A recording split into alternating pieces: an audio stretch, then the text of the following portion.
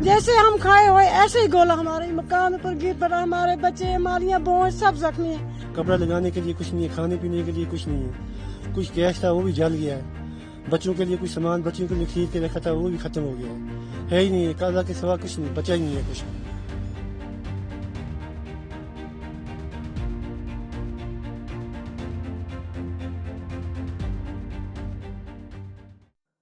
पाकिस्तान ने एक बार फिर साबित कर दिया है कि वह न सिर्फ आतंक का पोषक है बल्कि निर्दोष नागरिकों को निशाना बनाने से भी नहीं चूकता।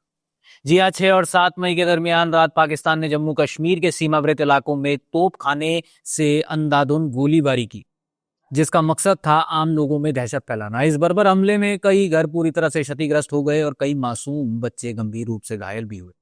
स्थानीय लोगों में इस हमले को लेकर भारी आक्रोश है। उन्होंने पाकिस्तान को कायर करार देते हुए कहा कि एक ऐसा देश जो सेना का सामना नहीं कर सकता है वो मासूम नागरिकों को निशाना बना रहा है। कई लोगों ने कहा कि यह मामला पाकिस्तान की हताशा को दिखाता है जो अब बेकसूर पर वार कर रहा है।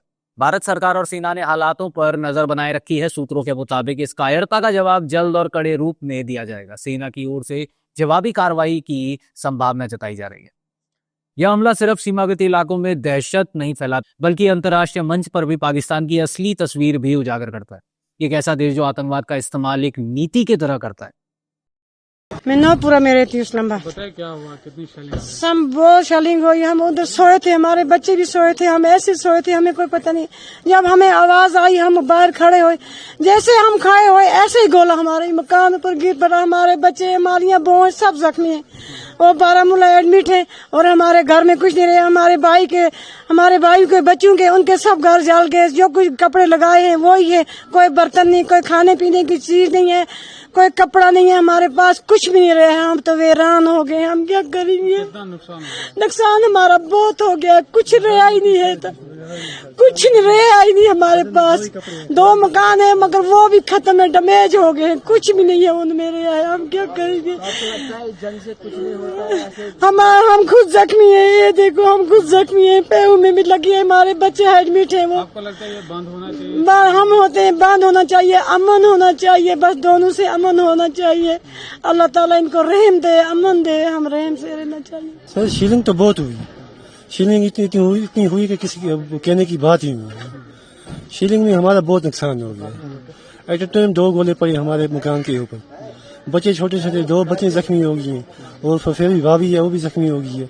माल मवेशी भी खत्म हो गया है, कपड़ा लगाने के लिए कुछ नहीं है, खाने पीने के लिए कुछ नहीं है, कुछ गैस था वो भी जल गया है, बच्चों के लिए कुछ सामान बच्चों के लिए खरीद के रखा था वो भी खत्म हो गया है ही नहीं है, काला के सिवा कुछ नहीं बचा ही नहीं है कुछ भी। खास नुकसान की कहने की भी बात ही नहीं है, नुकसान तो सब कुछ खत्म हो गया है। खाने पीने के लिए कुछ नहीं है, खाने पीने के लिए भी रहा नहीं कुछ भी, कपड़ा बदन में लगाने के लिए था नहीं कुछ, जो लगा है यही लगा है। आपको लगता है ये बंद होना चाहिए? हम तो कहते हैं अल्लाह ताला इनको हिदायत दे, बंद होना चाहिए इंशाल्लाह। इनको आपस में अल्लाह ताला तौफीक दे। से क्या अपील करेंगे? गवर्नमेंट से अपील करेंगे हमारा कुछ सोचें, हमारे कुछ देखें, हमारे बच्चे हैं छोटे छोटे बच्चे भी दार पदार हैं, कोई किसी के घर में पड़े हैं, कोई किसी के घर में पड़े हैं, उनके बारे में गवर्नमेंट सोचे, हमारे बारे में सोचे। रहने के लिए जगह नहीं है कुछ भी, हम उसी दिन भागे थे किसी के दूसरे के पड़ोसी के गांव में मकान छोड़ के, अब जा रहे हैं देखने के लिए, वो तो क्या देखेंगे? अब जगह का आपने बंदोबस्त करना है कुछ ना कुछ, पर भी हम गवर्नमेंट से अपील करते हैं कि कुछ ना कुछ सोचे हमारे बारे में।